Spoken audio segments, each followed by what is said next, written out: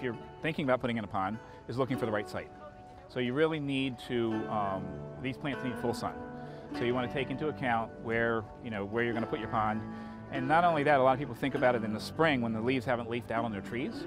And so what might be full sun in the spring when you're looking at it will end up being shade in the summer, and then you really limit what you can do and how well your plants will perform. When you put a pond in, it's not like putting a perennial garden in where, if you put a garden in your flower bed and you want to add more, you just dig up the grass and put more plants in. Once you dig a hole, you kind of limited what you did. So if you think you want something that's maybe 10 feet, and you can make it 15, I would make it 15. Okay, so the next step would be to look at the plants, and obviously water lilies are one of the key points, and including both hardies and tropical varieties for what we talked about before, will really enhance how long your pool would work. And then you're going to start looking at some of the accessory plants, because if you just put water lilies in there, you'd have a very flat garden.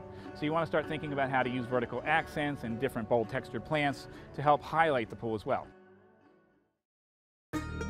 So I would say once a week you're going to want to go in and kind of take off any yellow leaves, do any grooming if you want to fertilize.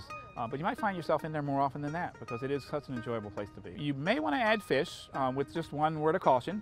A lot of people like the koi and the goldfish, and they become kind of like pets to them. But the bigger the fish, the more damage they do to plants. So that's why you notice we don't have those big fish in here. We just have the little fish, but you certainly can add koi and goldfish to your pond. Just be aware that they will get bigger, and at some point, they might start causing your plants, digging up your plants. Once you've cut your flower, on the back side of the flower, you'll notice that there's these green petal-like sepals. If you peel that back a little bit and drop the glue right down in that crevice, all the way around the flower, you can actually force this flower to stay open.